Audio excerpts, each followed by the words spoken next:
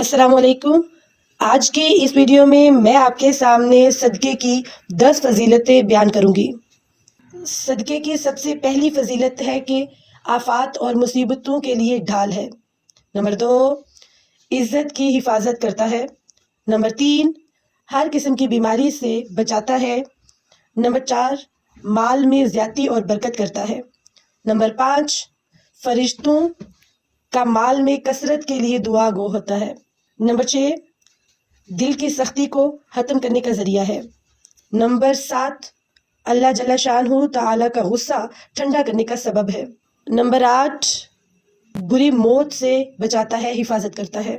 Number 9، عذاب قبر اور جہنم سے حفاظت کرتا ہے۔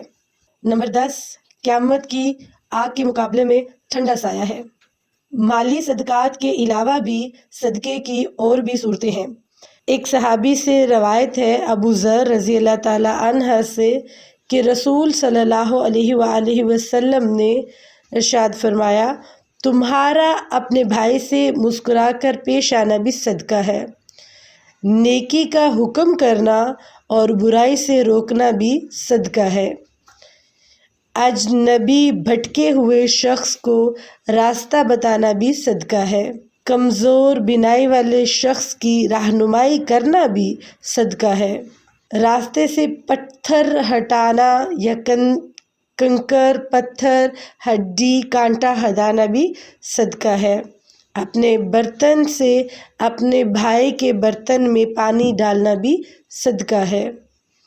صدقہ دیتے ہوئے ہمیں 3 چیزوں کا خیال رکھنا چاہیے۔ اللہ تعالیٰ نے سورۃ البقرہ کی آیت نمبر 264 میں فرمایا ہے، اے ایمان والو، اپنے صدقات کو احسان جتلا کر اور تکلیف پہنچا کر اس شخص کی طرح ضائع مت کرو جو اپنا مال لوگوں کو دکھانے کے لیے خرچ کرتا ہے۔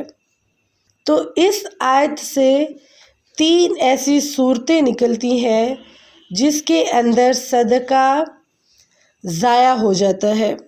سب سے پہلی صورت یہ ہے کہ احسان جتلانا، احسان جتلا کر صدقہ نہ دیا جائے۔ نمبر 2، کسی کو تکلیف نہ دی جائے، کسی کو تکلیف دے کر صدقہ نہ دیا جائے۔ نمبر 3، ریاکاری یعنی دکھاوا کر کے صدقہ کو نہ دیا جائے۔ آپ کی مالی حالت کیسی بھی ہو، صدقہ ضرور کیجیے۔ صدقہ مال کو بڑھاتا ہے۔ اپنے گھر کے اندر ایک باکس بنا لیں، چاہے 1 روپیہ ہی کیوں نہ ہو، وہ ڈالتے رہیں، اور ہر ماہ کے آخر میں جمع شدہ جو بھی رقم ہوتی ہے اس کو کسی بھی مستحق بندے کو عزت اور وقار کے ساتھ دیں، اور یہی اصل صدقہ ہوگا۔ اور پھر مال میں کشادگی دیکھیں، دل کا سکون پائیں گے، اور ہر معاملے میں آسانیاں ملیں گی، ہر معاملہ آسان ہو جائے گا اور آپ ان کو اپنی آنکھوں سے دیکھیں گے۔ اللہ تعالیٰ بہت ساری توفیق عطا فرمائے۔ السلام علیکم۔ آمین۔